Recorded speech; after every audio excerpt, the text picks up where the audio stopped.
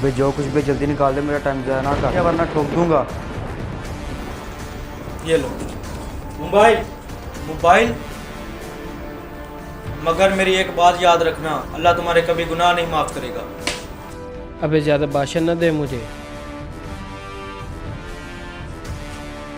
अबे जो कुछ भी जल्दी निकाल दे, मेरा टाइम ज़ाया ना कर। जल्दी निकाल, जल्दी निकाल। अच्छा मुझसे होशियारी, जल्दी कर, अपना हाथ पीछे कर, जल्दी सामान निकाल, जल्दी कर, जल्दी जल्दी। इधर ला सब कुछ। मोशी से मोटरसाइकिल से नीचे उतर जा वरना ठोक दूंगा।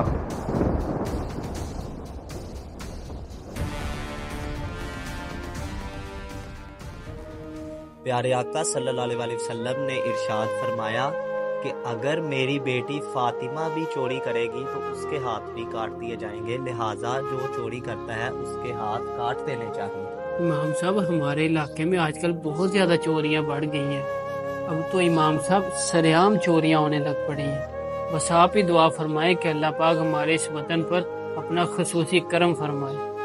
जी जी, अल्लाह पाक उन चोरों को हिदायत अता फरमाए और हमारे वतन अजीज की हिफाजत फरमाए। आमीन। यार ये क्या है, मुझे लोग बोलते हैं कि मेरे गुनाह माफ़ नहीं होंगे।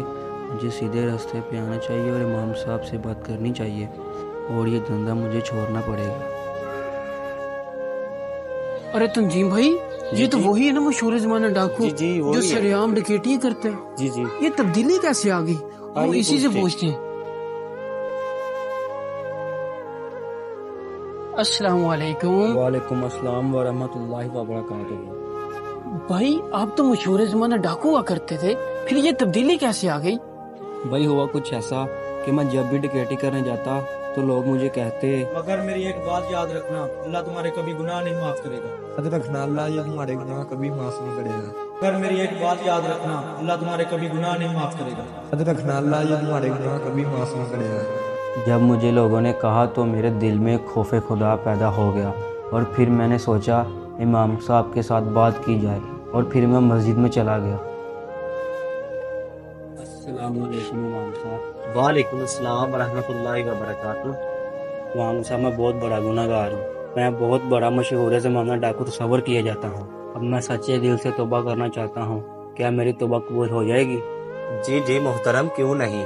जो बंदा सच्चे दिल से तौबा करता है, खालिक लम यज़ल उसकी तौबा को कबूल फरमाता है। एक रिवायत के अंदर है कि वाशी इब्ने हरब नामी शख्स ने प्यारे आका सल्लल्लाहु अलैहि वसल्लम के प्यारे चचा हजरत हमजा रदियल्लाहु ताला अन्हु को शहीद कर दिया था, लेकिन बाद में उन्होंने ऐसी पुख्ता और सच्ची तौबा की थी कि ना सिर्फ उनकी तौबा को कबूल किया बल्कि हुजूर अलैहि सलाम ने उनको शर्फ सहाबियत से भी सरफराज फरमाया। हाँ, मैं इत्मीनान कल्ब से कहता हूँ कि अगर आप भी सच्चे दिल से तौबा करते हैं तो खालिक लम यज़ल ना सिर्फ आपकी तौबा को कबूल फरमाएगा बल्कि आपके गुज़िश्ता गुनाहों से भी दरगुजर फरमाएगा। तो प्यारे दोस्तों, आपको कैसी लगी ये वीडियो कमेंट में अपनी राय ज़रूर दिया करें और पेज को फॉलो, चैनल को सब्सक्राइब करना मत भूलिए। वीडियो को ज़्यादा से ज़्यादा शेयर किया करें। जज़ाकल्लाहु खैरा।